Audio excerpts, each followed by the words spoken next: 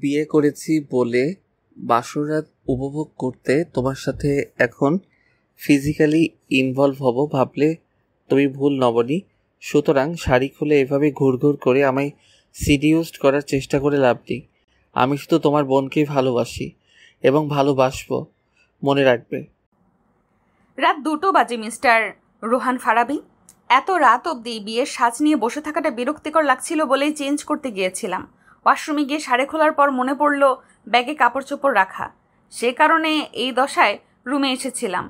আর আমার তো জানা ছিল রুমে আপনি নেই। রুমের দরজাও লক করা ছিল। সুতরাং আপনি যে এই মুহূর্তে রুমে থাকবেন তার বিন্দুমাত্র ধারণাও আমার ছিল না। আর দূরে রইল আপনাকে সিডিউস করার কথা। আশা করি মাথা খাটালেই বুঝতে পারবেন বিষয়টা। আমি রুমে এসেছি বুঝতে পেরেই হয়তো এই অবস্থায় ওয়াশরুম থেকে বের হয়েছ, হতেই তো পারে। শোনেন ভাই, না তো আপনার উপর ক্রাশ খেয়েছি, না তো প্রেমে পড়েছি, না তো ভালোবেসেছি। তাহলে আহাম্মকের মতো অযথাই বেহায়াদের মতো একটা ছেলেকে পেট দেখাতে যাব কেন? কিন্তু এই সময় দাঁড়িয়ে আমি তোমার হাজবেন্ড, সো করতেই পারো হয়তো। আমাদের মাঝে চুক্তি হয়েছিল আমরা দুজনেই দুজনের মতো থাকবো। ইয়েস, বাট এইভাবে না, শালীনভাবে।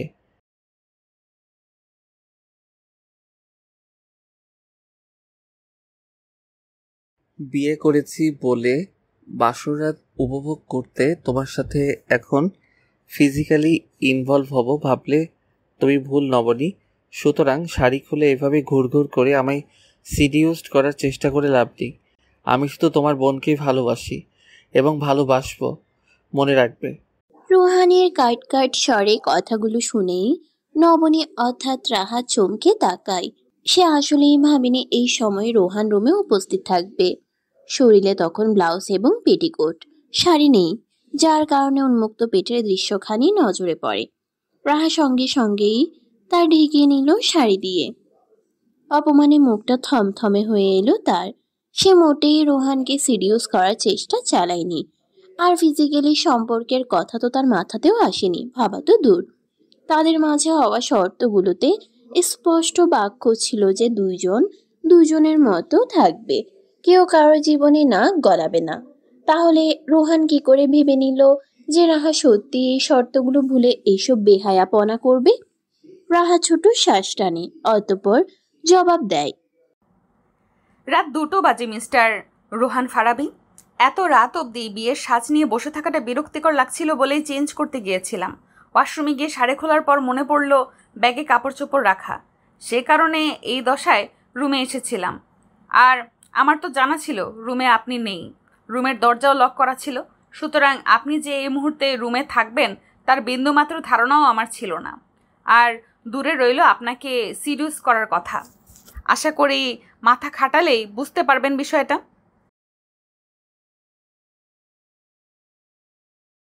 আমি রুমে এসেছি বুঝতে পেরেই হয়তো এই অবস্থায় ওয়াশরুম থেকে বের হয়েছ, হতেই তো পারে। নবনী তাচ্ছিল্য করে হাসল, কোমরে হাত রেখে বলে উঠল। শোনেন ভাই, না তো আপনার উপর ক্রাশ খেয়েছি, না তো প্রেমে পড়েছি, না তো ভালোবেসেছি। তাহলে আহাম্মকের মতো অযথাই বেহায়াদের মতো একটা ছেলেকে পেট দেখাতে যাব কেন? রোহানের চোয়াল শক্ত হয়ে এলো। স্পষ্ট অপমান। সে প্রেমে পড়ার মতো ছেলে নয়, নাকি তাকে ভালোবাসার যোগ্য মনে হয় না কারোর? কথাটা এভাবে বলে কি বুঝাতে চাইল নবনী? রোহান শক্ত কণ্ঠে জবাব করল। কিন্তু এই সময় দাঁড়িয়ে আমি তোমার হাজবেন্ড, সো করতেই পারো হয়তো। নবনী একদম পাত্তাই দিল না, এমন ভাবে বলল। আমাদের মাঝে চুক্তি হয়েছিল আমরা দুজনেই দুজনের মতো থাকবো। ইয়েস, বাট এইভাবে না, শালীনভাবে। রোহান একটু ঝুঁকে আসায় কিছুটা দূরত্ব কমলো। মুখ থেকে ভেসে এলো যেন অদ্ভুত গন্ধ। অথচ এতক্ষণ নবনীর বৌদি হয়নি। সে নাক কুচকালো, পর মুহূর্তেই মুখ ভেঙালো। গন্ধটা সহ্য করার চেষ্টা চালিয়ে বলল, আপনাকে অতটাও গুরুত্বের খাতিরে দেখিনি যে আমি আপনার জন্য অশালীনভাবে চলাফেরা করব। বারবার এক কথা বলবেন না। রোহান দাঁতে দাঁত চাপে। এই মেয়েটা কথায় কথায় তাকে অস্পষ্টভাবে অপমান করছে। শুধু অপমান নয়, অসম্মানও। রোহান শক্ত স্বরে বলে, না দেখলেই ভালো। ফের একই রকম বিশ্রী গন্ধ মুখ থেকে ভেসে এলো। নবনী সঙ্গে সঙ্গেই নাকমুখ কুচকে বিরক্তি নিয়ে বলল, নেশা করে আসলেন নাকি ভাই? ইয়াক, মুখ থেকে বাজে গন্ধ আসছে। রোহান এবার মুখটা কিছুটা সরিয়ে নেয়, বিরক্তি নিয়ে বলে, ইয়াক করার কিছুই নেই। আমার রুম, আমি নেশা করব, যা ইচ্ছে তাই করব। আগেই কথা হয়েছে যে একে অপরের লাইফে নাক গলাবো না আমরা। নবনী মানল না, বরং জেদি স্বরে বলল, আপনি যেমন আপনার খারাপ লাগাটা প্রকাশ করেছেন, আমিও তেমন প্রকাশ করার অধিকার রাখি। এক ঘরে থাকতে হলে এসব নেশা পেশা করা যাবে না। আগ থেকেই বলে রাখি, যত নেশা সব রুমের বাইরে পর্যন্ত। আমার লাইফে যা ইচ্ছে করব, এটা আমার রুম। আমার রুমে আমি যা ইচ্ছে তাই করার অধিকার রাখি। নবনী মুখ ভেঙ্গায় ফের, ব্যাগ থেকে কাপড় নেয়। ততক্ষণে ওয়াশরুমে যাওয়ার পথে ফের রোহানের সামনে দাঁড়িয়ে কাট কাট স্বরে বলে, আপনার লাইফে আপনি যেটাই করুন সেটা আমার দেখার বিষয় নয়, কিন্তু আমার সমস্যা হয় এমন কিছু আমার আশেপাশে করতে দেখলে মেরে হাত পা ভেঙে দিব মিস্টার রোহান ফারাবি। আমি রাহা, বলে দিলাম। রোহান হাসে এবারে। বিশ্বাস হয় না এই পিচ্চি মেয়ে তাকে মেরে হাত পা ভাঙতে পারে বলে। হেসে দুই হাত রাহার দুই পাশের দেওয়ালে রেখে ভ্রু বাঁকিয়ে বলে, তাই নাকি? মেরে হাত পা ভেঙে দেখাও তবে। রাহা অপেক্ষা করে না। রোহানের দুই হাতের মাঝখান থেকেও হাঁটু দিয়ে একটা শক্তপোক্ত আঘাত বসালো রোহানের কোমরের নিচের অংশে। সঙ্গে সঙ্গেই ব্যথায় কুকড়ে উঠল রোহান। চোয়াল শক্ত হয়ে এলো। কিছু বলার আগেই নবনী হেসে বলল, আমাদের দুই বোনকে দাদাজান মোটামুটি মারপিটে দক্ষ বানিয়েছেন, বুঝলেন মিস্টার রোহান ফারাবি। কথাটা বলেই সে গুনগুন করে গান তুলে কাপড় নিয়ে চলে গেল ফের ওয়াশরুমের উদ্দেশ্যে। রোহান সেদিক পানে তাকিয়ে বিড়বিড় করে শুধায়, সাংঘাতিক। মাঠটা আরেকটু এদিক সেদিক হলেই তো আমার পুরুষত্ব নিয়ে প্রশ্ন উঠত। আজ বর্ষণের গাঢ় ছায়া আকাশ জুড়ে। আশপাশে আধার ঘনিয়ে এসেছে দিনের বেলাতেও। শীতল বাতাস ছুঁয়ে যাচ্ছে শরীর। দূর থেকে মাঝে মাঝেই আকাশের ভয়ঙ্কর বজ্রপাতের আওয়াজ ভেসে আসছে, অথচ বৃষ্টি নামছে না এখনো। প্রকৃতি যেসব সাজিয়ে বৃষ্টির জন্য অপেক্ষা করছে তা কি সে বুঝে উঠছে না? যেমনটা বুঝে ওঠে না ছুটির আবির ভাই। এই যে 8টা মাস আবির তার সাথে ইচ্ছে করেই যোগাযোগ করেনি, ইচ্ছে করেই তাকে এড়িয়ে যাচ্ছে। কেন? ছুটি কি করেছে যার জন্য এই শাস্তি? বিয়েটাই বা কেন করেছিল তাহলে? এই অবহেলা ছুটি আর নিতে পারে না। অপেক্ষায় থাকে কখন এই অপেক্ষার অবসান ঘটবে তার জন্য, অথচ ঘটে না। রোজ নিয়ম করে সে অনুভব করছে সে আসলে আবিরের জীবনে গুরুত্বপূর্ণ কোনো অংশ নয়। যদি হতো তাহলে বুঝি এতগুলো দিনে একবারও খোঁজ নিত না। ছুটি দীর্ঘশ্বাস ফেলে। ছাদের এক প্রান্তে দাঁড়িয়ে বিড়বিড় করে বলে, আবির ভাই, আর কতদিন অপেক্ষা করব? আর কতদিন আমায় এভাবে অস্থিরতায় কাটাতে হবে? দোষ কি ছিল আমার আবির ভাই? কি এমন অপরাধ করেছিলাম আমি যে আর এভাবে থাকতে পারছি না। আমার কি মরে যাওয়া উচিত আবির ভাই? আপনি আমায় আদৌ ভালোবাসেন? কথাগুলো বলতে বলতেই চোখ গড়িয়ে পানি পড়ে ছুটির। তবে বাকিটুকু বলা হলো না ছুটির। তার আগে এলো ফিহা। ছটফট করে বলল, এই কি, তুমি ছাদে আপু? বজ্রপাত শুনছো? বাসায় চলো। ছুটি কথাটাকে গুরুত্ব না দিয়ে ফিহার দিকে তাকায়। আজকাল ফিহাও তাকে এড়িয়ে চলে। খুব একটা চোখের সামনে পড়ে না সে। কারণ বোধ হয় সে বারবার ফিহার কাছে আবিরের কথা জিজ্ঞেস করে এটাই। ছুটি ছোট স্বরে বলল, ফিহা, বলো আপু। তোমায় আজ 1 সপ্তাহ পর দেখলাম। একটা কথা জিজ্ঞেস করি। ভাইয়ের সাথে কথা হয়েছে কি না? ছুটি এবার অনেকটা আকুতি নিয়েই বলল, ফিহা, আমার সাথে কথা বলেন না কেন উনি? কি করেছি আমি? এটা যদি একটাবার জানতাম। তুমি কিছু করনি আপু? তাহলে কথা কেন বলে না আমার সাথে? অন্য কাউকে ভালোবাসে এখন? ভাইয়া তোমাকে শুধু ভালোবেসেছে আপু। ছুটি তাচ্ছিল্য করে বলল, ভালোবাসে? অথচ ভালোবেসে আমায় মরণ যন্ত্রণা উপহার দিচ্ছে। ফিহার কান্না পায় কেন জানি। চলে যেতে যেতে রোধ হওয়া স্বরে কোনোভাবে বলে, নিজের যত্ন নাও আপু। ফিহাকে চলে যেতে দেখে ছুটি বলে, তোমরা সবাই স্বার্থপর ফিহা। কিছু একটা লুকিয়ে যাচ্ছে আমার থেকে, অথচ আমায় কেউ কিছু বলো না। ফিহা তখন বিড়বিড় স্বরে বলে, ক্ষমা করো, ক্ষমা করো আপু। 6 মাসের ভরা পেটে এপাশ ওপাশ করছে সুহা। স্বচ্ছ অসহায়ের মতো সুহার দিকে ফিরে শুয়ে আছে। সুহা তার সাথে ইচ্ছে করিয়ে কথা বলছে না। সুহা বলেছিল রাহার সাথে ওই রোহানের বিয়েটা আটকাতে। 6 মাসের প্রেগন্যান্সি নিয়ে এতদূর যেতে পারেনি বলে স্বচ্ছ হয়ে গিয়েছিল বিয়েতে। বিয়েটাও এই মুহূর্তে ছোটখাটো হিসেবেই হয়েছে। কথা হয়েছে সোহার বাচ্চা হওয়ার পর একেবারে বড় করে অনুষ্ঠান করবে। সোহা অবশ্য আস্থা রেখেছিল যে স্বচ্ছ বিয়েটা আটকাতে পারবে। অথচ শেষমেশ কি হলো, রাহার সাথেই তো হলো বিয়েটা। রাহার পরবর্তী জীবনটা সুখের হবে কিনা তা আর ভেবে দেখার প্রয়োজন বোধ করলো না কেউ। ঝুলিয়ে দিল এক কার না কার গলায়। সোহা দীর্ঘশ্বাস ফেলে। স্বচ্ছ ততক্ষণে বউকে মানানোর উদ্দেশ্যে কয়েক ইঞ্চি দূরত্ব ঘুচিয়ে কাছে আসে।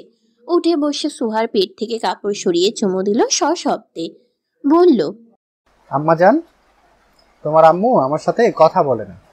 আমার মনে হচ্ছে আমি অক্সিজেন পাচ্ছি না। হাঁসফাঁস করে মরে যাব বোধহয় আর কিছুক্ষণ গেলে। তুমি কি চাও এত সহজে বাবা হারা হতে? বাবা হারা শব্দটা সোহার কাছে কেমন যেন লাগলো। শরীর বিষিয়ে উঠল স্বচ্ছর উপর হওয়ার আগে। মুহূর্তেই স্বচ্ছর দিকে তাকালো রাগী চাহনিতে, বলে উঠল, অলক্ষণে কথা, এসব ছাড়া মুখে আর কিছু আসে না? স্বচ্ছ হাসে এবার। শ্বাস ফেলতে থাকে এমন ভাবে যেন সে বহুক্ষণ শ্বাস আটকে রেখেছিল। হাঁপাতে হাঁপাতে বলল, মনে হচ্ছে অক্সিজেন পেলাম। নিষ্ঠুর, নিষ্ঠুর মানবী। টানা 5 ঘন্টা 24 মিনিট আমার সাথে কথা বলোনি তুমি। এখন বললে এবার শান্তিতে ঘুমাতে পারবো। তো স্বচ্ছ হাসে। তৎক্ষণাৎ নিজের মতো শুয়ে পড়ে জড়িয়ে ধরল সোহাকে। বুকের মধ্যে ছোট্ট পাখির মতো আগলে নিয়ে চুলে বিলি কাটতে কাটতে বলল, কথা বলবে সব সময়, যাই কিছু হোক। সোহা চোখ বুঝে এই নির্দিষ্ট আশ্রয়টা ফেলে তার আর কিচ্ছু লাগে না। গুটিসুটি হয়ে পড়ে থাকতে পারে সে এই আশ্রয়ে। সোহার রাগ তবে কমে না।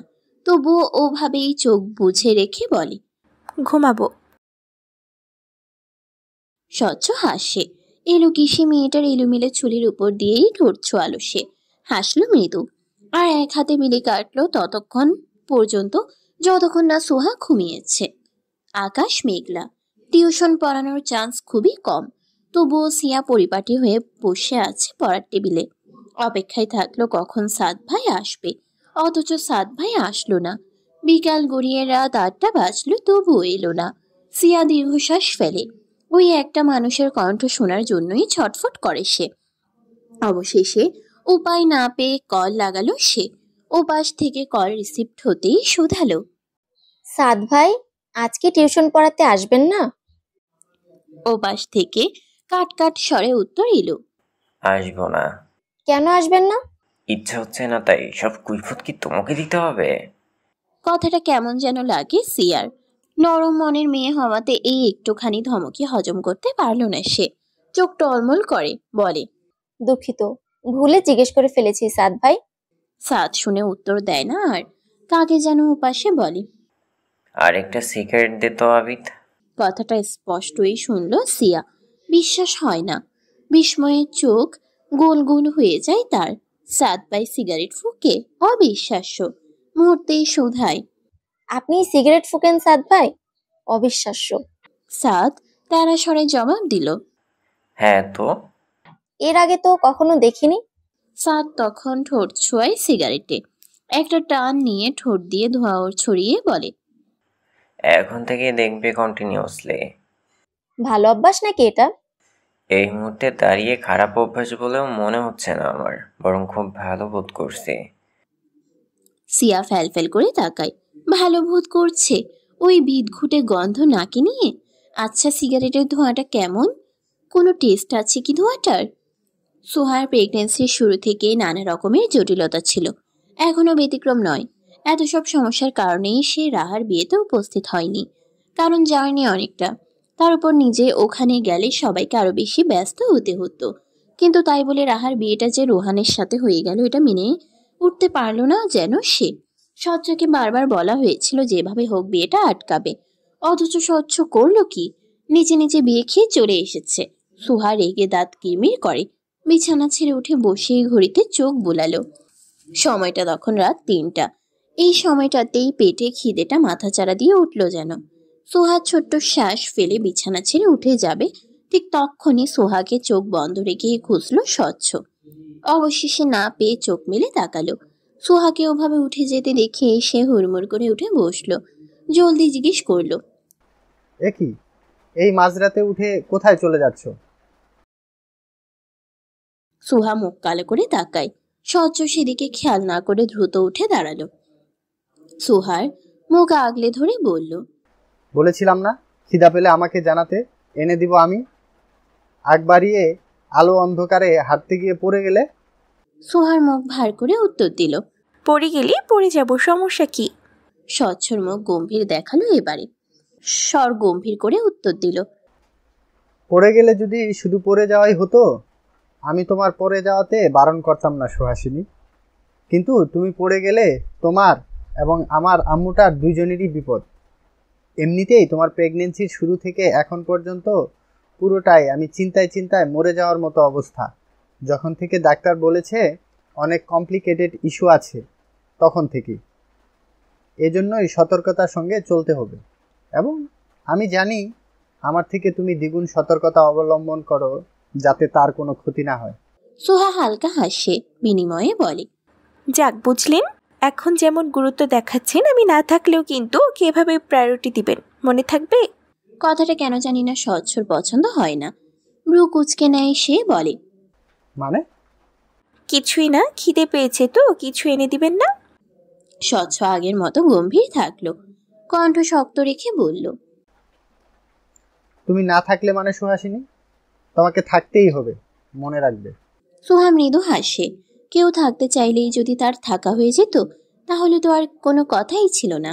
স্বাভাবিক ভঙ্গিতেই বলল, এমনি বললাম, প্রেগনেন্সির শুরুর দিক থেকেই তো কত জটিলতা। ডাক্তার বললো না, কমপ্লিকেটেড সিচুয়েশন তৈরিও হতে পারে বেবি জন্মানোর সময়। যদি কিছু হয়ে যায় আবার, তখন আমার মেয়েকে অবহেলা করবেন না। আর যদি একান্তই অনুবিয়ে করতে ইচ্ছে হয় তো আমার মেয়েকে রাহা অথবা ছুটির কাছে দিয়ে দিবেন, ওরা দেখভাল করবে ওর। স্বচ্ছর বুকে মোচড় মারে। কথাগুলো যে সে এই কয়েক মাসে একবারও ভাবেনি এমন নয়, অনেকবারই এই কথাটা ভেবেছে সে। প্রত্যেকবারই ভয়ে তার বুকের ভেতর অস্থির লেগেছে, আবার মানিয়েও নিয়েছে কিছু হবে না বলে বলে। আর সোহা কত স্বাভাবিকভাবে এই কথাগুলো বলছে, কতটা স্বাভাবিক। একবার যদি বুঝতো তার সামনে দাঁড়ানো পুরুষটির বুকের ভেতর কি তোলপাড়, স্বচ্ছ ছোট শ্বাস ফেলে জানায়, তুমি খুব নিষ্ঠুর সুহাসিনী। এই যে যেমন স্বাভাবিকভাবেই তুমি কথাগুলো বলে গেলে, অথচ আমার হৃদয়ে রক্তক্ষরণ হতে এই কথাগুলোই যথেষ্ট। সোহা ক্লান্ত ভঙ্গিতে ঠোঁট এলিয়ে বলে, আগে থেকেই জানিয়ে রাখা ভালো নয় বলুন? যদি কিছু হয়ে যায় তখন তো বলতে পারবো না, এই জন্য বলে রাখলাম। স্বচ্ছ আরেকটু এগিয়ে দুই হাতে জড়িয়ে ধরে সোহাকে। তার বুকের ভেতর যন্ত্রণা হাঁটছে, অদ্ভুত যন্ত্রণা। কি করে বুঝাবে এটা সে? সোহাকে টের পাচ্ছে তার বুকের ভেতরের অস্থিরতা। স্বচ্ছ ঢোক গেলে শোধায়, এতটা স্বাভাবিক কি করে থাকো সুহাসিনী? যাকে ভালোবাসি তাকে হারানোর ভয় কতটা থাকে জানো? তোমার কি কখনো কষ্ট হয় না আমি থাকবো না ভাবলে? তো আমাকে কেন বারবার মনে করাও কথাটা? কি বুঝাতে চাও? সোহা ম্লান হাসে। স্বচ্ছর কণ্ঠ আটকে আসছে বোঝা যায়। হৃদয়ের হৃদকম্পন বলে স্বচ্ছর বুকের ভেতর কি চলছে প্রসঙ্গ ঘোরাতে বলে, কিছু না, খিদে চলে গিয়েছি, ঘুমাবো। স্বচ্ছ কণ্ঠ আটকে আসে, তখনও সোহাকে জড়িয়ে আছে। সেভাবে থেকেই অপরাধ বোধ নিয়ে বলল, বিশ্বাস করো, যদি এমন জানতাম আমি কখনোই বাবা হওয়ার ইচ্ছে পোষণ করতাম না সুহাসিনী। আমার শুধু তুমি হলেই চলবে। সোহা হাসে, স্বচ্ছকে একটু শক্ত করে জড়িয়ে রেখে বলে, কিন্তু আমার অবশ্যই মা হওয়ার ইচ্ছে পূরণ করতে হতো জনাব, কারণ মা হওয়ার স্বাদ না পেলে আমি বেঁচে থাকলেও শান্তি পেতাম না। স্বচ্ছর কণ্ঠ এবার ভেজা অনুভব হয় যেন। সোহা পেটে এক হাত রেখে বলে, আমি জানি আমার ছোট্ট আম্মুটা আমার জীবনের সুখ কেড়ে নেবে না। আমি ওকেও চাই, তোমাকেও চাই। তোমাদের যে কাউকে হারালে আমার জীবন অপূর্ণ থেকে যাবে সুহাসিনী। সোহা হাসে, স্বচ্ছর ভেঙে পড়াটা দূর করতে হেসে বলে, নো চিন্তা, আমি আপনার জীবন থেকে অত সহজে পালাবো না অস্বচ্ছ সাহেব। এতগুলো বছর অপেক্ষা করেছি, আর এখন এত সহজে আপনাকে না জ্বালিয়ে ছেড়ে যাব? এত সহজ নাকি? স্বচ্ছ সোহার চোখের দিকে তাকায়, বাচ্চাদের মতো করে বলে, আমাকে ছেড়ে যাবে না সুহাসিনী, যাবে না, প্রমিস করো যাবে না।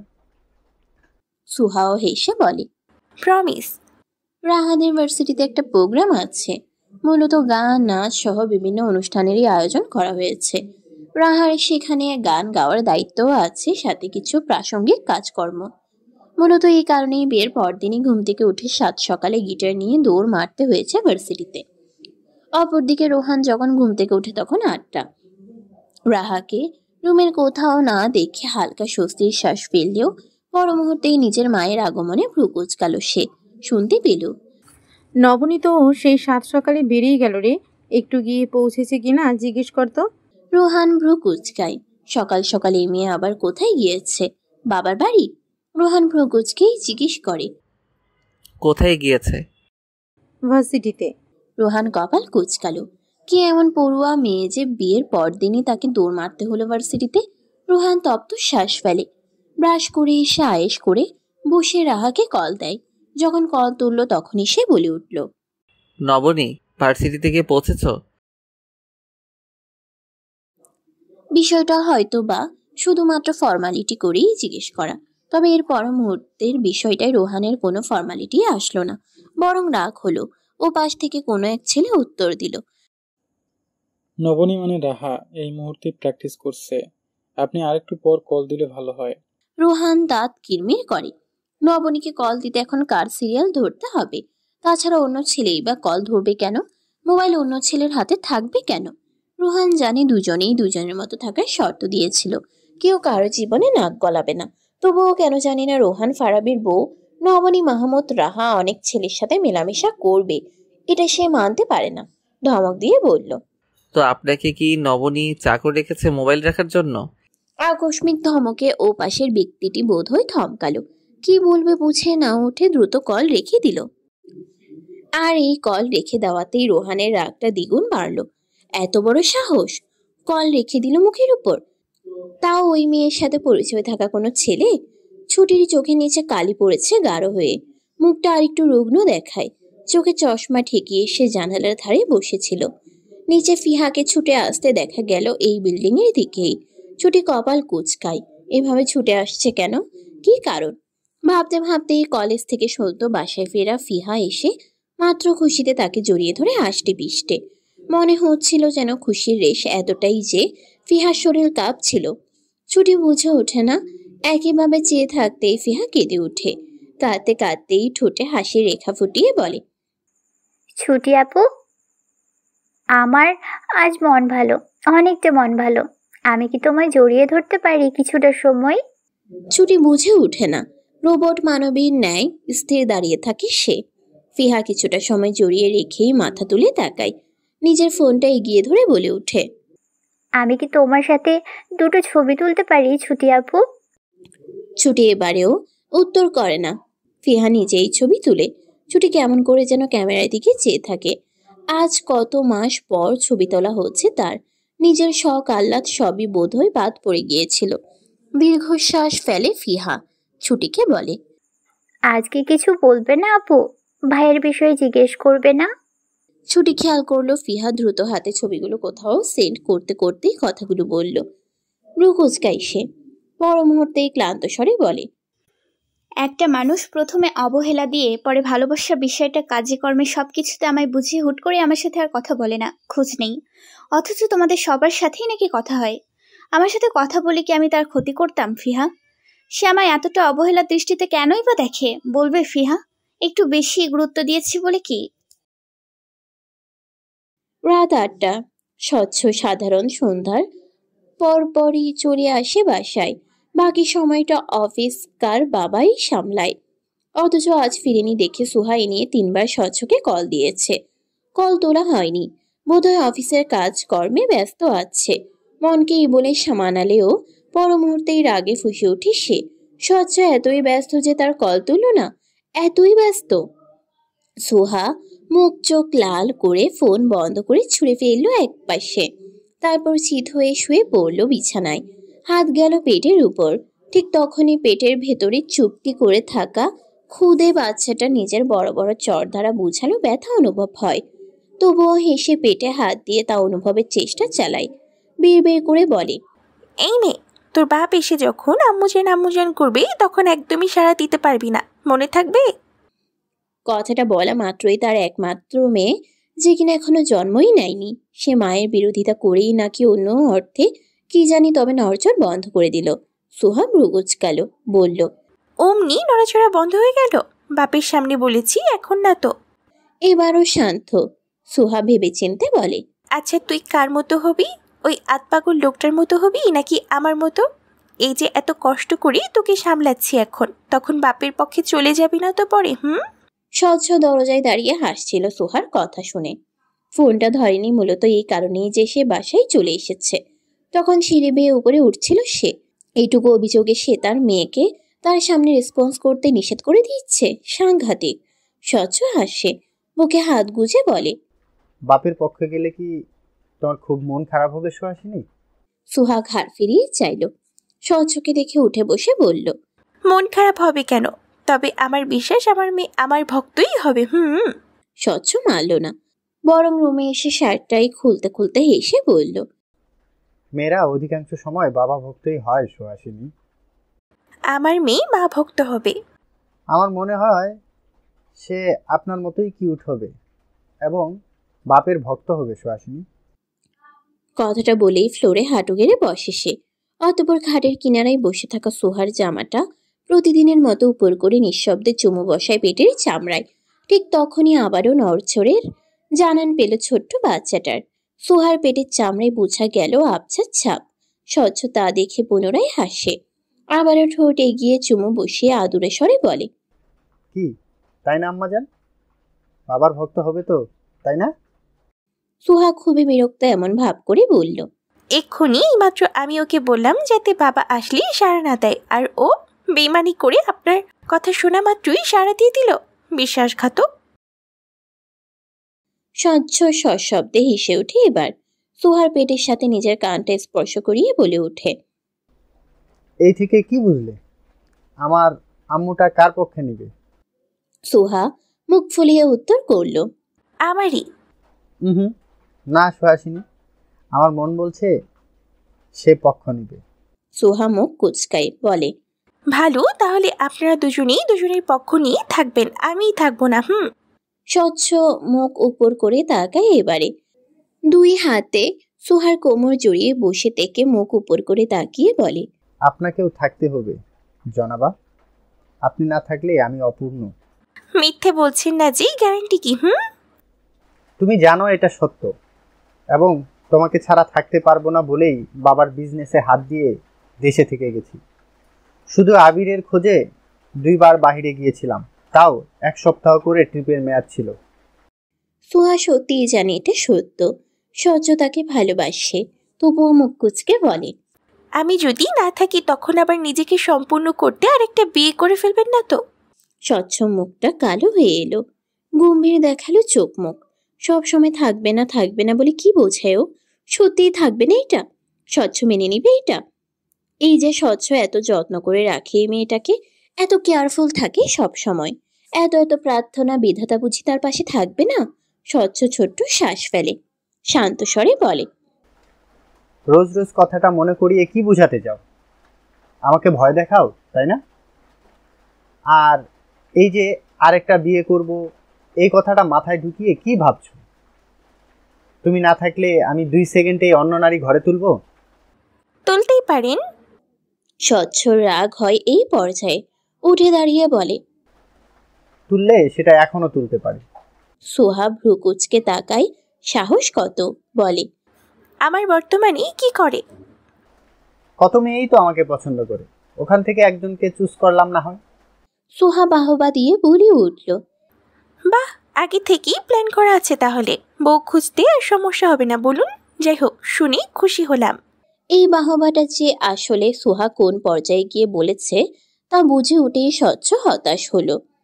নিজের রাগকে শীতল করে ডাকে, সুহাসিনী। বলুন জনাব। স্বচ্ছ হাসে, ঝুঁকে গিয়ে সোহার কপালে চুমু বসিয়ে বলে ওঠে, জনাব কেবল তার জনাবাকেই ভালোবাসি। বিশ্বাস করুন, সে না থাকলে জনাব অচল। সে না থাকলে জনাব নিজে বেঁচে থাকবে কিনা সন্দেহ। এবং আমি জানি জনাবা তার জনাবকে ছেড়ে কোথাও যাবে না। ছুটি যখন কথা বলছিল হুট করে খেয়াল করলো ফিহার ফোনে কল রানিং আছে, 5 মিনিট 21 সেকেন্ড, এবং এখনও রানিং। ফিহা কি খেয়াল করেনি নাকি? ছুটি ভ্রুকুচকে বলে, তোমার ফোনে কল রানিং আছে ফিহা, ভুলে রিসিভ করে ফেলেছো নাকি? আকস্মিক ধরা পড়ে যাওয়ায় ফিহা তোতলায়, নাটক করে বলে, হ্যাঁ, ভুলে রিসিভ করে ফেলেছি বোধহয়, আননোন নাম্বার। তুমি কি একটু কথা বলে দেখবে আপু? কে তা তো চিনি না। ছুটি বিস্ময় নিয়ে বলে, আমি আমি কেন? ফিহা চালাকি করে বলল, আমি একটু ওয়াশরুমে যাব, ততক্ষণ একটু দেখো তো কে এলো। কথাটা বলেই ফোনটা ছুটির হাতে দিয়ে চলে গেল ফিহা। ছুটি বিস্ময়ে থ হয়ে মোবাইলের স্ক্রিনের দিকে চেয়ে থাকে।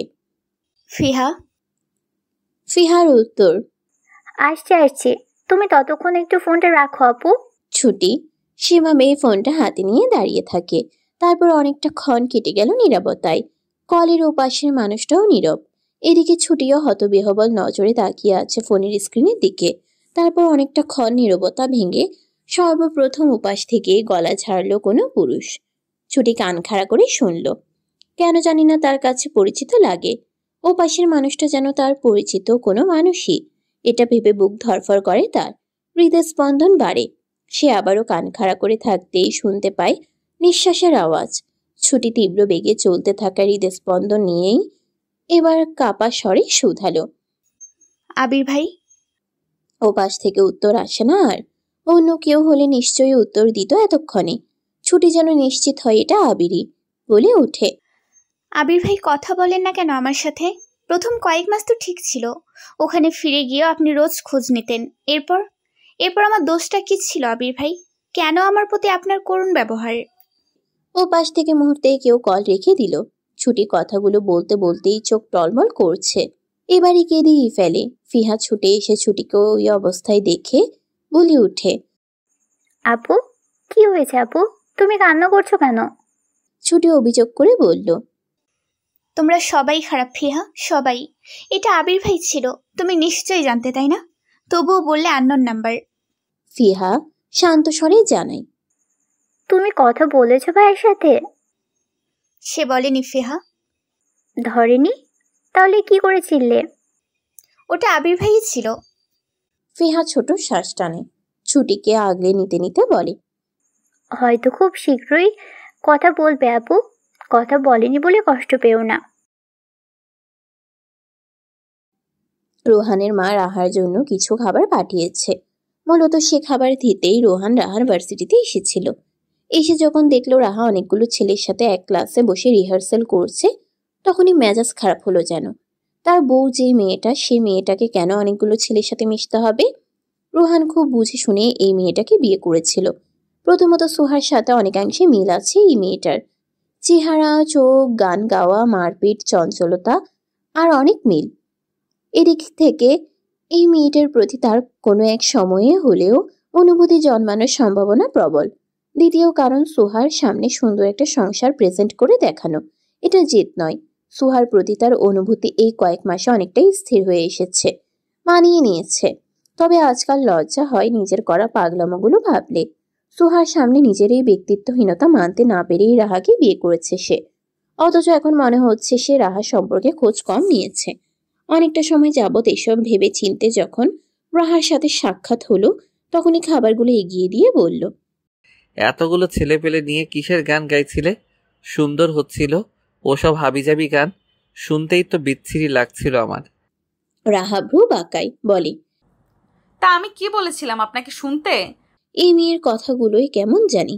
রোহানের রাগ লাগে, দাঁতে দাঁত চেপে বলে, আম্মু খাবার পাঠিয়েছে, দিতে তো হতোই, দিতে এসে দেখি এই বিশ্রী দশা। রোহান যেভাবে বিশ্রী দশা বলছে যেন কি খারাপ কাজ করে ফেলেছে সে।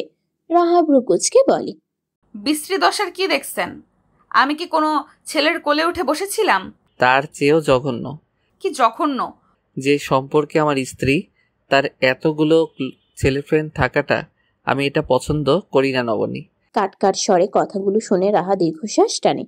এমনভাবে বলছে যেন সত্যিকারের স্বামী স্ত্রী সম্পর্ক তাদের। বলে, পছন্দ না করলেও তো কিছু করার নেই। আমাদের মাঝে আগেই চুক্তি হয়েছে, যার যার লাইফে যা ইচ্ছা তাই ঘটে যাক, আমরা নাক গলাবো না। নাক না গলালেও এটাই মাথায় রাখতে হবে যে ছেলেদের সাথে অতিরিক্ত মেলামেশা করাটা আমার পছন্দের নয়। আগেই বলেছেন কেউ কারোর জীবনে অধিকার দেখাতে পারবে না। করবে না। অধিকার দেখানোর অধিকারও আমার আছে নবনী। তাহলে আমারও অধিকার আছে, তাই না?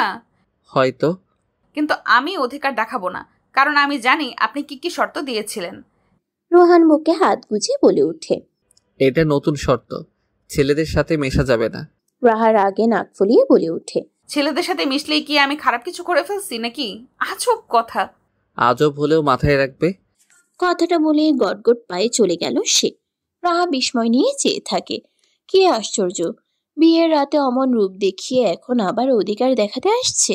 আশ্চর্য। সাদের হাতে সিয়ার মোটা ফিজিক্স বইটাই, সামনে পরীক্ষা মেয়েটার, অথচ মেয়েটার মাঝে সিরিয়াসনেসের এইটুকু ছিটে ফোটারও দেখা নেই। সাদ খুবই বিরক্ত যেন এই নিয়ে। এই যে এখন যে ম্যাথটা করতে দিল তা পুরোপুরি না সম্পূর্ণ করেই সিয়া উচ্ছ্বাস নিয়ে তাকায়। হুট করেই বলে, আপনার সিগারেটের কি অবস্থা সাদ ভাই? সাদ বিরক্তি নিয়ে তাকায়। পর মুহূর্তেই জিজ্ঞেস করে, কিসের কি অবস্থা? এই যে রোজ এত কষ্ট করে আমায় পড়াতে আসেন, কষ্ট হয় না আপনার? দুনিয়ার চরম মূল্যবান জিনিস কি জানো ইনসিয়া? টাকা। টাকার জন্য মানুষ সব করতে পারে। আমি না হয় একটু কষ্টই করলাম। আপনি কি জানেন আপনার মুখটায় হাজার মায়া লেখা আছে সাদ ভাই?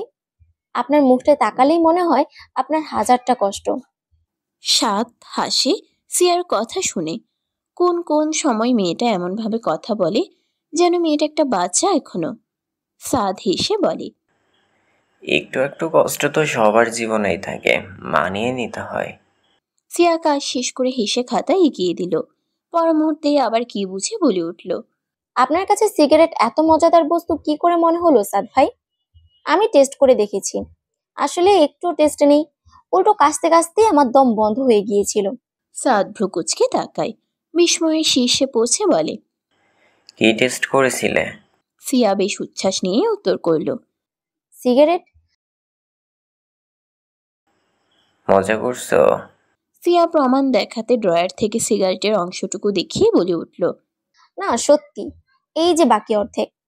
সাদ বাকরুদ্ধ হয়ে বসে থাকলো। স্তব্ধ ঠেকছে পরিবেশ, চোখে মুখে বিস্ময়।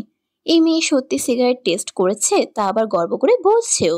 সাদের মেজাজ খারাপ লাগে, উঠে দাঁড়িয়ে এক ধমকে বলে ওঠে, কালকে দুপুরে টানা 3 ঘন্টা রোদে দাঁড়িয়ে থাকবে ইনসিয়া। এটা শাস্তি তোমার, এবং আমি আগামী 2 সপ্তাহ তোমায় পড়াতে আসবো না, এইটাও শাস্তি। আর হ্যাঁ, আমায় কোনো কল মেসেজ করতে যাতে না দেখি তোমায়। কথাগুলো এক নিঃশ্বাসে বলেই পা বাড়ালো সাদ। মেজাজ খারাপ লাগছে হুট করেই, ইচ্ছে করছে এই মেয়েটার 2 গালে 2 থাপ্পড় বসাতে। সাদ খারাপ হওয়া মেজাজ নিয়ে যখন বেরিয়ে যাচ্ছিল, ঠিক তখনই দেখা হলো সুহার সাথে। সুহা তাকায়, দীর্ঘশ্বাস ছেড়ে বলে, সাদ ভালো আছিস? সাদ রাগ লুকিয়ে হেসে বলে, তোমার বোনকে না পেয়ে দেবদাস হয়ে ঘুরবো নাকি? সুহা সাদের উপর রেগে আসছে। একই সাথে রাহার বিয়েটা নিয়ে স্বচ্ছর প্রতিও সে অসন্তুষ্ট। যখন সাদকে বলে রাজি করানো গেল না, তখন ভেবেছিল অন্তত স্বচ্ছ হলেও বিয়েটা আটকাবে। পরে সুযোগ এলে সাদ আর রাহার একটা গতি করা যেত, অথচ তেমন কিছু করার আর সুযোগই থাকলো না। বিয়েটা সত্যি সত্যি হয়ে গেল। আমি জানি তুই ভালো নেই, নিজের খারাপ থাকাটা কিন্তু তুই নিজেই বেছে নিলি সাদ। কি হতো একটাবার পরিচয়টা আমার কাছে দিলে? অনেক কিছুই তো হতো, ঘুরিয়ে ফিরিয়ে প্রত্যাখ্যানই পেতাম। বেকার যে এখনো আমি। অপরদিকে তোর ভয়াবহ দাদাজানের সাথে লড়াইয়ের সাহস নেই যে। তাই বলে এতকাল ভালোবেসে তাকে অন্য কারোর হতে দিয়ে দিলি? সামর্থ্য না থাকলে হাত বাড়াতে নেই সোহা। ব্যাস, এইটুকু বলে আর দাঁড়ালো না সে। সমস্ত প্রশ্নের জবাব বোধ হয় এই একটা বাক্যই, সমস্ত না পাওয়ার উত্তরও বোধ হয় এই একটা বাক্যই। সোহাকে নিয়ে স্বচ্ছ বের হয়েছিল মূলত হসপিটালের উদ্দেশ্যেই। মেজাজ চিরচিরে হয়ে আছে খুবই ছোট একটা কারণেই। স্বচ্ছ বাসা ছেড়ে বেরিয়েছিল সে সকালেই। সোহাকে বলেও গিয়েছিল সময় মতো খাবার খেতে, ওষুধ খেতে। এমনকি সে কল করে খোঁজও নিয়েছিল। সুহা বলেছে সে সময় মতো সব খেয়েছে, অথচ বাসে এসে শুনল কাহিনী ভিন্ন। সুহা দুপুরে খাবার খেলো না, কারণ তার পেট ভরা ভরা লাগছে। অনেক বলে কয়েও স্বচ্ছর মা এই কাজটা করতে পারল না। সিয়া অবশ্য বহু কষ্টে সন্ধ্যায় নাস্তা করিয়েছে, আর তারপরে সুহা হুট করেই দুর্বল হয়ে সেন্সলেস হয়ে গেল। কারণটা কি না খাওয়ার কারণেই তা জানে না তারা। ভাগ্যিস সিয়া আর ওর মা ছিল, নয়তো ফ্লোরে বা কোথাও যদি সেন্সলেস হয়ে পড়তো তার বউটা, কতটা রিস্ক। স্বচ্ছ খুবই চিন্তিত এই নিয়ে। সাথে ধারণা তার এটাই যে সোহাব ভাই খায়নি বলেই এই অবস্থা। এই কারণেই সুপ্ত রাগ মনে পুষে রেখেছে সে, কেবল সুযোগ পেলেই ছাড়বে। আপাতত ডক্টরের কাছে গিয়ে চেক আপ করানোটা তার কাছে জরুরি।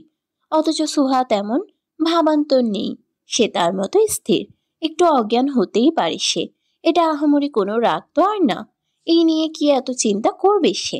সুহা নিজের মতোই জানালার কাছে বাইরের শহর দেখছিল। হঠাৎ মাঝপথে ফুচকাওয়ালা দেখেই সুহা গাড়ি থামাতে বলল। স্বচ্ছ কিঞ্চিত ভ্রু বাঁকিয়ে গাড়ি থামালেও সুহাকে ফুচকা এনে দিল না। গম্ভীর মুখ করে জানালো, প্রথমত দেরি হয়ে যাচ্ছে, দ্বিতীয়ত ফুচকা বাহিরের খাবার।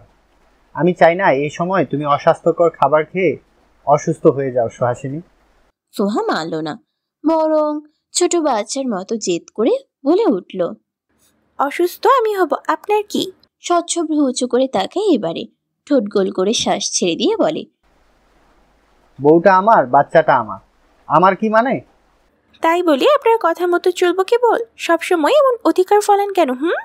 এই যে এখনো রাত দুপুরে ধরে বেঁধে নিয়ে চলে যাচ্ছি ডক্টরকে দেখাতে, সামান্য একটু অজ্ঞান্ত হলাম। স্বচ্ছর আচমকাই রাগ জন্মায়, নাক লাল হয়ে উঠে ফুলে গিয়ে দাঁতে দাঁত চিবিয়ে শুধায়, অধিকার না ফলাতে বলছো? বলছি এমন শাসন বারণ আমার দাম বন্ধ লাগে, বুঝলেন? ব্যাস, স্বচ্ছ শীতল চাহনিতে তাকায় কেবল। রাগ দমিয়ে একদম শান্ত স্থির চাহনিতে চেয়ে একদম শীতল স্বরে বলে, ওকে, অ্যাজ ইউর উইশ। কিন্তু আমার আম্মু যান, অথবা তোমার কোনো ক্ষতি হোক, অথবা তোমাদের ক্ষতি হলে একটুও ছাড় দিব না। যাও, তুমি যদি চাও ফুচকা খেয়ে আসতে পারো সুহাসিনী, প্লিজ যাও। কণ্ঠটাই বোধ হয় কি যেন ছিল। সুহা ঘাড় বাঁকিয়ে তাকায়, কাপা স্বরে বলে, স্বচ্ছ হাসি এবারে। পুরোপুরি রাগ সে কখনোই দেখায় না এই মেয়েটার প্রতি, অথচ শীতল স্বরে জানান দিতে সক্ষম যে সে রেগে আছে। হেসে বলে, এনে দিব ফুচকা? কথায় কথায় রেগে যায় স্বচ্ছ। রাগ করিনি, ওয়েট, এনে দিচ্ছি।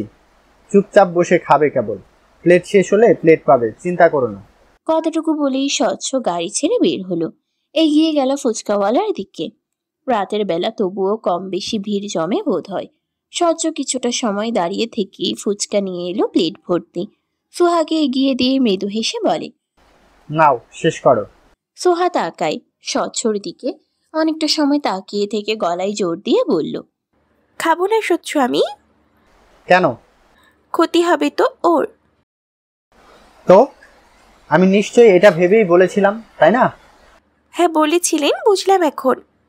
ভার্সিটি জীবনের সমাপ্তির পরপরই সুহা, ছুটি, সাদ সবারই এই কয়েক মাস দেখা হয়ে ওঠেনি।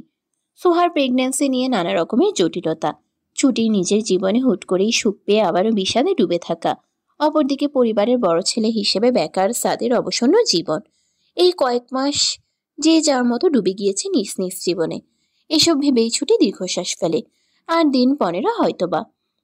অতএব ছুটিও স্কলারশিপ নিয়ে চলে যাবে অন্যত্র।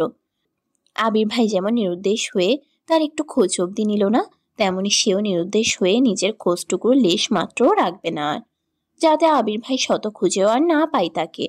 এসব ভেবে কাগজ আর কলম নিয়ে লিখতে বসলো। জানালার ধারে একাকার ভেবে চিনতে লিখলো গুটি কয়েক শব্দ। আবির ভাই, আপনি খুশি? আমি বোধহয় ঢেউহারা নদীর মতো স্থির কোনো বস্তুতে পরিণত হচ্ছি তিলে তিলে। অনুভূতি আজকাল ঝিমিয়ে মরছে, অথচ একটা সময় কি তীব্র অনুভূতিতে আমি আসক্ত ছিলাম আপনার প্রতি। আজকাল কি মনে হয় জানেন? মনে হয় আপনি মানেই দুঃখ আবির ভাই, আপনি মানে এক সমুদ্র বিষাদ। আমায় এতটুকু বিষাদে ডুবালে তবেই বুঝছি আপনার শান্তি। আচ্ছা, আপনি আমায় কোনো কালো ভালোবেসেছিলেন তো আবির ভাই? নাকি যেটুকু ভালোবাসা আমি পেয়েছিলাম বলে ধরে নিয়েছিলাম ওটুকু আপনার খামখেয়ালিপনা ছিল আবির ভাই? সাদাফ এবং নিধি সদ্য বিবাহিত দম্পতি, অথচ দুইজনেই বন্ধুর সামনে চিন্তিত মুখ নিয়ে বসে আছে। সাদাফ অনেকটা সময় চুপ থেকে হুট করে বলে ওঠে, তোর অন্তত একটা বার ছুটির সাথে কথা বলা উচিত এখন শালা। এমনিতেই মেয়েটা হয়তো ভুল বুঝে বসে আছে এতদিন যাবৎ। আবিরের মুখখানা গম্ভীর, কিছু একটা ভাবছিল বোধ হয়। হুট করেই সাদাফের কথা শুনে দীর্ঘশ্বাস ফেলে, বলে ওঠে ক্লান্ত স্বরে, কথা বলার সাহস পাচ্ছি না, অপরাধী মনে হচ্ছে নিজেকে। শুধু ওকে কষ্ট দিয়ে এসেছে আমি। কতদিন পাগলের মতো কান্না করেছে হয়তো বোকাটা। নিধি মুহূর্তেই উত্তর করে, তোর দোষ নেই আবির, পরিস্থিতি তেমন ছিল, ওকে বুঝালেও অবশ্যই বুঝবে।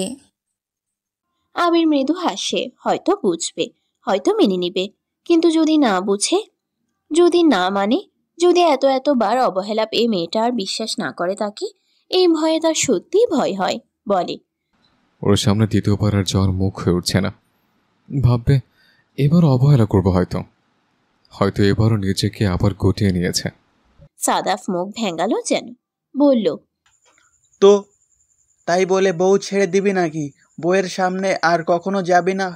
ছাগল শোন, বউ হলো অমূল্য সম্পদ, মূল্য দিতে শেখ। আবির দীর্ঘশ্বাস ফেলে, মনে মনে আওড়ায়, বোকা পাখি, তোকে বহুদিন দেখি না, বহুদিন হলেও তোকে হাসতেও দেখিনি। আমার দিকে মুগ্ধ হয়ে বোকা বোকা নজরে তাকিয়ে থাকতে দেখিনি। আমায় ক্ষমা করবি তো এবারে ছুটি? বোঝাতে পারবো তো তোকে? মেনে যাবি তো তুই, নাকি মানবি না এবারে আর? মনে মনে এটুকু বলেই মুখে হেসে আওড়ালো, যেতে যে হবেই, ওর কাছে যে নিজের প্রাণটাই আমার। ওকে দেখার জন্য তো এখনো ছটফট লাগছে দোস্ত। ছুটিটা বড্ড নরম স্বভাবে, ভয় হচ্ছে কষ্ট পেয়ে কে নাকি ভেবে নিয়েছে এতগুলো দিনে। সাদাফ তা শুনে উচ্ছ্বসিত হলো যেন। মুহূর্তে আবিরের ফোনটা ছিনিয়ে নিয়ে হোয়াটসঅ্যাপে ছুটির নাম্বারটা খুঁজতে খুঁজতে বলে, এখনই ফোন দে, কাহিনী শেষ। কলে বলবি যে তোকে দেখার জন্য মনটা ছটফট করছে আমার বোকা পাখি। কতটুকু বলেই সাদাফ কল দিল মুহূর্তেই। ও পাশে ছুটির এতদিন এত কাল পর আবির ভাইয়ের নাম্বার থেকে কল পেয়ে বিস্মিত হয়। বিস্ময়ে তার হৃদয় কাঁপে, হাত পা কাঁপছে, গলা শুকিয়ে আসে। তবুও কল রেখে দিবে এই ভয়ে সে দ্রুত কল রিসিভ করলো। চিকন রিনরিনে স্বরে বলে ওঠে, আসসালামু আলাইকুম আবির ভাই। আমি শুনে স্থির সে মেয়েলি গলাটা, শুকনো ঢোক গিলে সে, মনে হয় সমুদ্র সমান বিষাদ যেন এই মেয়েটির কণ্ঠে। মুহূর্তেই তীব্র অনুশোচনা আর অপরাধ বোধে দগ্ধ হয় সে। ছুটির কলটা রেখে দেয় মুহূর্তেই। সাদাফ সঙ্গে সঙ্গে আবিরের কাজকর্ম দেখে গালি ছুড়ল, বলল, এমনভাবে কল রাখলি যেন তুই নতুন বউ, লজ্জা পেয়ে যেন কল রেখে দিয়েছিস। কথাটা বলেই রাগ দেখালো সাদাফ। ফের কল লাগিয়ে বলল, এবার কথা না বললে কিন্তু তোর মায়ের একটাও নিচে পড়বে না আবির। এক্ষুনি কলে কথা বলবি তোর ওই ছুটির সাথে। কথাটা শাসিয়ে বলেই ফোনটা এগিয়ে দিল আবিরের হাতে। আবির ক্ষুদ্র শ্বাস টানে। ওপাশ থেকে এবারও কল রিসিভড হয়। হিসেব অনুযায়ী এখন বাংলাদেশে মধ্যরাত। আবির গলা ছাড়ে, নিজের অসহায়তা লুকিয়ে গলা শক্ত করে শাসনের সুরে আগের মতো করেই বলে, তুই এত রাতে না ঘুমিয়ে অনলাইনে কি করছিস ছুটি? ছুটি বিস্ময় নিয়ে তাকায়, চেক করে দেখে এটা আবির ভাই কিনা। পর মুহূর্তেই বলে, আবির ফের একটু রাগ দেখায়, এতদিন শাসন পাসনি বলে কি বকে গিয়েছিস বেয়াদব? ছুটি হাসে তা ছিল নিয়ে। এতদিন শাসন পাইনি কেন, তার উত্তরও তো আবির ভাই জানে। বলে, আবির ভাই, তা এতদিন পর? ভয় হই তোর, তাই অন্য কিছু? যেই হন, আমায় এতগুলো দিন পর স্মরণ করার কারণ কি আবির ভাই? কোন প্রয়োজনে? প্রয়োজন ছাড়াই শুধু শুধু কল দিব কেন? অবশ্যই প্রয়োজন আছে আমার। তাই বলুন, আমিও তো ভাবছি কি কারণে এই হঠাৎ খোঁজ নেয়া। তা বলুন প্রয়োজনটা কি আবির ভাই? আবির চোখ বুঝে এই পর্যায়ে ক্লান্তি ঘেরা শ্বাস নিয়ে শুধায়, যদি হোস তুই। এটা এখন আর বিশ্বাস করার মতো নয় আবির ভাই। কেন? কারণ এখন আর মনেই হয় না আপনি আমায় ভালোবাসেন বা বাঁচতে পারেন। এখন আর কিশোরী বয়সের মতো অপেক্ষাও থাকি না যে আপনি আমায় ভালোবাসবেন, কোনো একদিন ভালোবাসতে পারেন।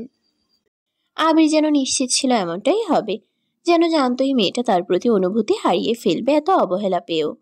দীর্ঘশ্বাস ফেলে জানালো, পৃথিবীতে একটা জিনিসের পুনরাবৃত্তি ঘটাটা বিরক্তিকর, আবার নিজের কাছেও বিরক্তিকর। সেদিক থেকে এটা বোধহয় অস্বাভাবিক কিছুই না। আমি জানতাম এমনটাই হবে বোধহয়।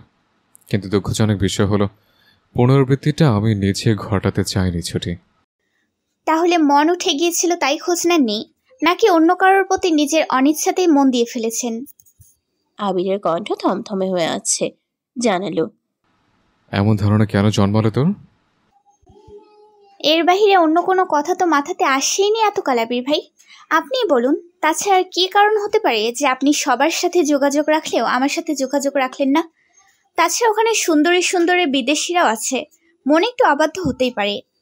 আমার মনকে অবাধ্য করা হয়েছিল বহু বছর আগে, তাও একটা মেয়েই করেছিল অবাধ্য। বাদ দে, আমি কিছুদিন সময় দিতে পারবে? আমি তোকে সরাসরি সবটা বলতে চাই। অপেক্ষায় থাকলাম, শুনবো না হয় আপনার অপেক্ষার গল্প।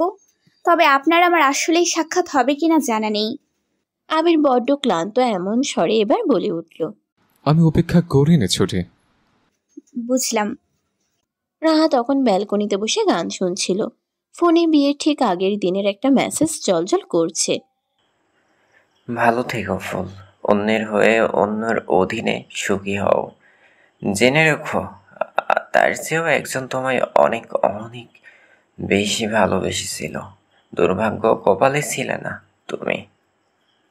রাহা মেসেজটা পড়তে পড়তেই ওখানে এসে দাঁড়ালো রোহানও।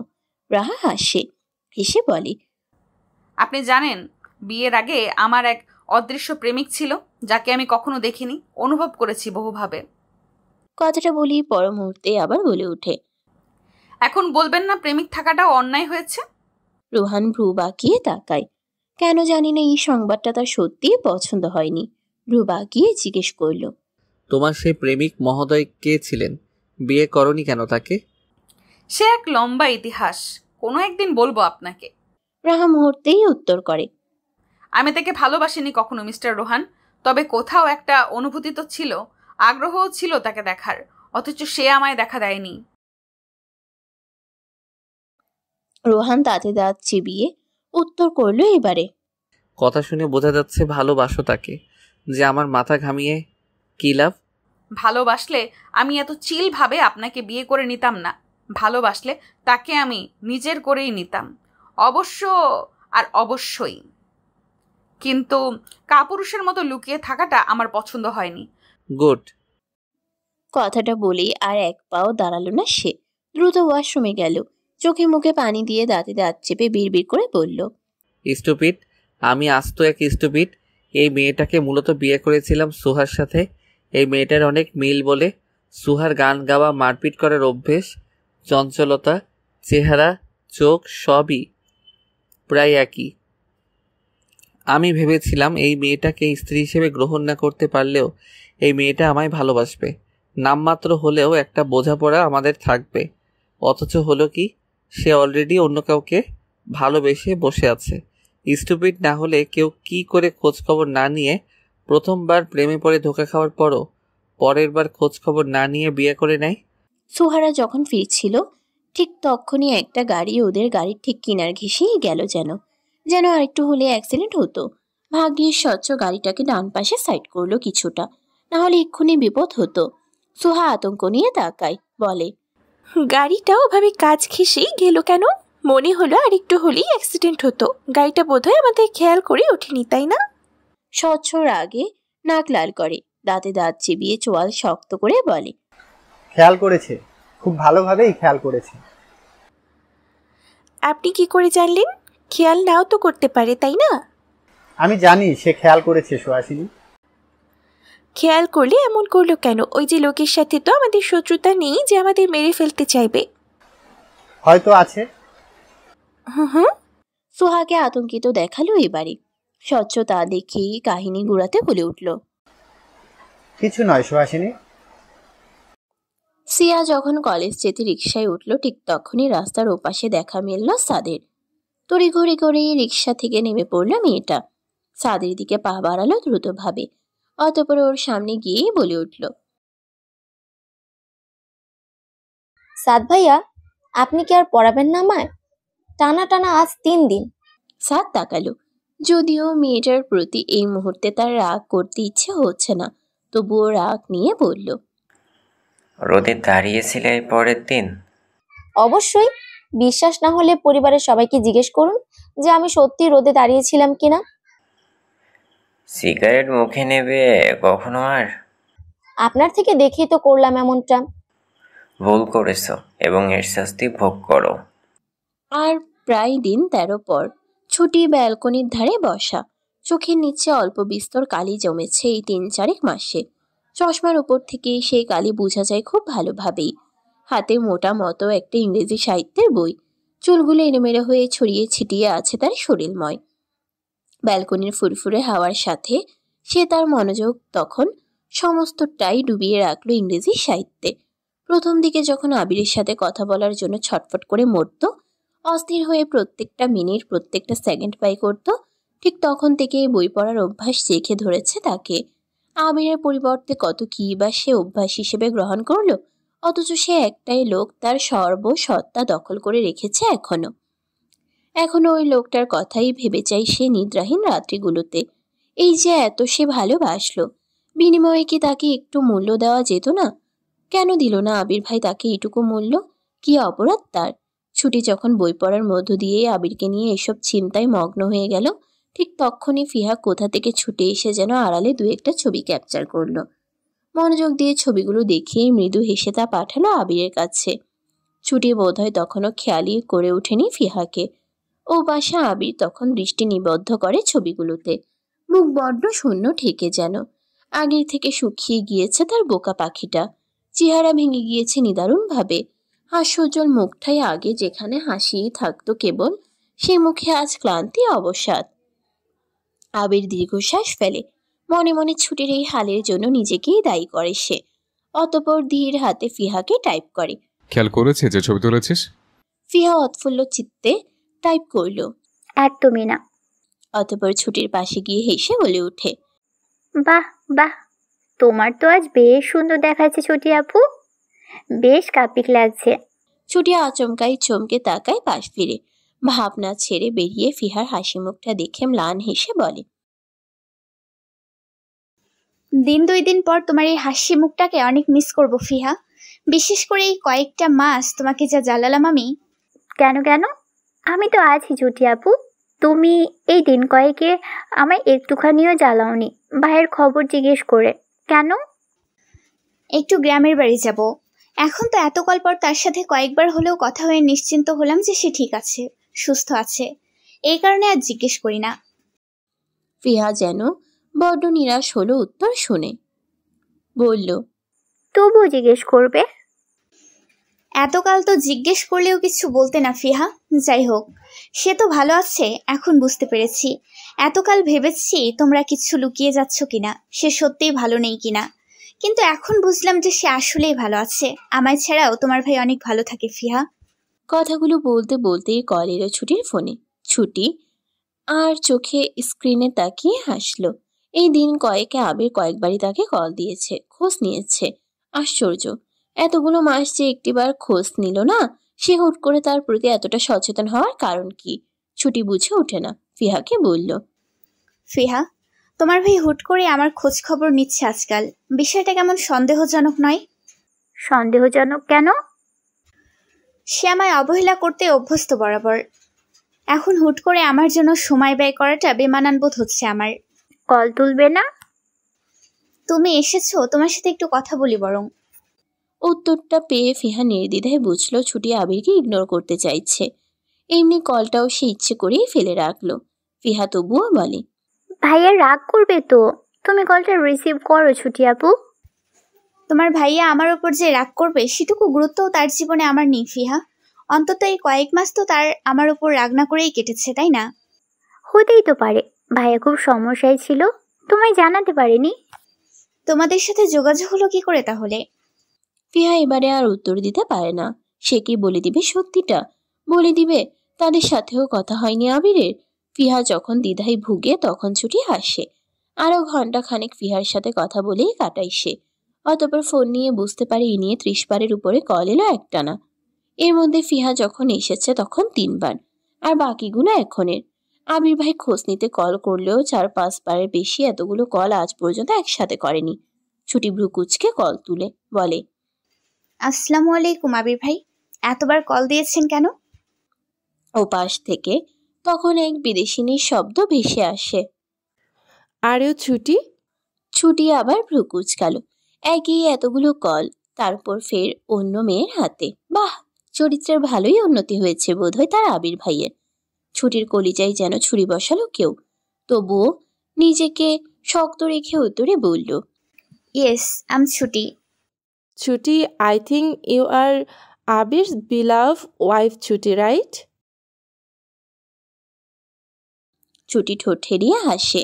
যার স্বামীর ফোন অন্য মেয়ের হাতে থাকে সে বুঝি আবার তার স্বামীর বিলাভড ওয়াইফ। নিশ্চয় এতদিনে ওখানে গিয়ে কাউকে মন দিয়ে বসে আছে, তাই তো তার প্রতি নিগুড় অবহেলা। ছুটি বলে, Beloved wife, ridiculous. By the way, may I know your name? Yes. Yes বলেই চুপ। ছুটির কৌতূহল গাঢ়, জানতে ইচ্ছুক খুব মেয়েটার আসলেই নাম কি, তাই বিড়বিড় করে বিরক্ত স্বরে বলে, তো নামটা বললেই তো হয়। ইয়েস বলে বোবার মতো চুপ হয়ে আছে, বিরক্তিকর। ও পাশের মেয়েটা তখন হেসে বলে, I know Bengali language, Mrs. Chuti. I am always a Bangladeshi.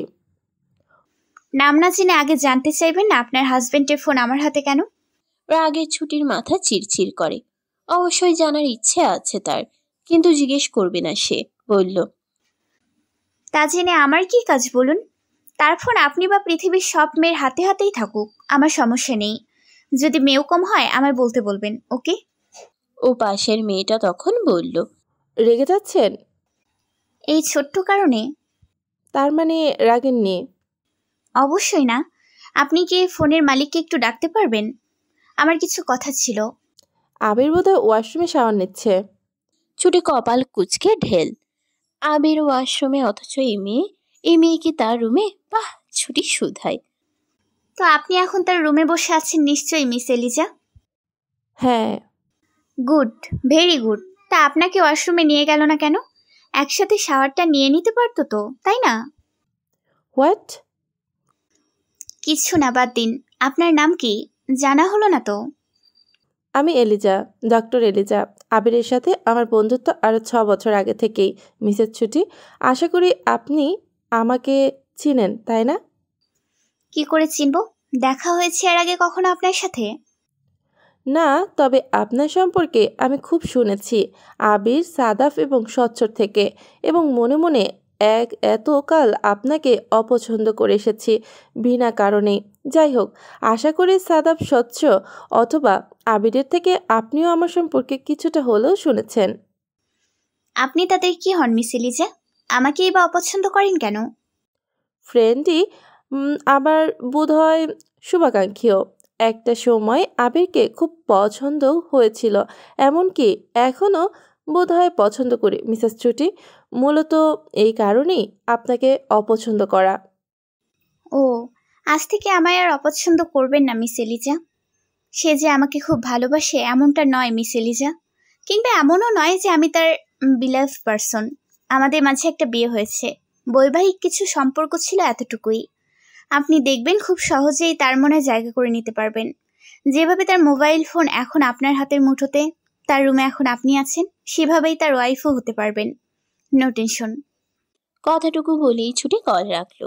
অতঃপর চোখ টলমল করে তার, নাক লাল হয়ে ওঠে, মাথার তীব্র ব্যথা। ছুটি ফোন ছুঁড়ে রেখে বিছানায় শরীর এলিয়ে দেয়। অসহ্য লাগছে, শীতল বাতাসের অক্সিজেনটুকুও বিষাক্ত লাগছে তার। অতঃপর ঘুমানোর চেষ্টা করে সে। ছুটির ব্যাগ, লাগেজ সবই মোটামুটি গোছানো শেষ। আর কালকের দিন পর পরশু সকালেই তার ফ্লাইট। অথচ এই বিষয়টা ছুটির পরিবার ব্যতীত অন্য কেউ জানে না, এমনকি ফিহাও না। ছুটি যখন মধ্যরাত্রিতে ব্যাগগুলো আরেকবার চেক দিচ্ছিল, ঠিক তখনই আবির কল দিল। ছুটির সাথে সাথে কল তুলল না, 2-1 বার কল আসার পর তুলল। আবির সঙ্গে সঙ্গেই বলে, লিজার সাথে কি কথা বলেছিস তুই? বাহ, এলিজাকে শর্ট করে লিজা ডাকে, কত প্রেম। ছুটি কাট সরে বলল, কি বলবো আবির ভাই? কিছু বলিস নি, এটা বলবে না দয়া করে। লিজা তোর সম্বন্ধে অনেক কথাই শোনালো। তার মানে ধরে নাও যে খুব ভালোই গল্প জমেছে তোদের। খুব ভালো গল্প জমলেও বাকি কোনো গোপন তথ্য ফাঁস হয়ে যেতে পারে নাকি? তোর কথার টানে বোঝা যাচ্ছে তুই আবার আবল তাবল ভেবে নিয়েছিস। আপনার লিজার সম্পর্কে অত ভাবার সময় নেই আমার। খুবই ব্যস্ত আছি আপাতত, কলটা রাখবো?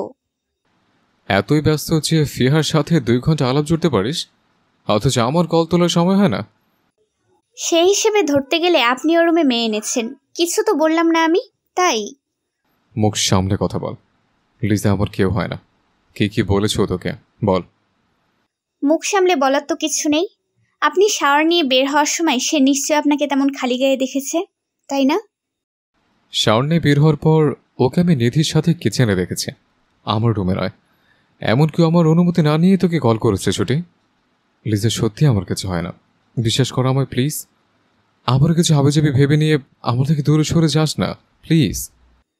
গেলাম না, গেলে তো এতদিনে যেতামই, বলুন।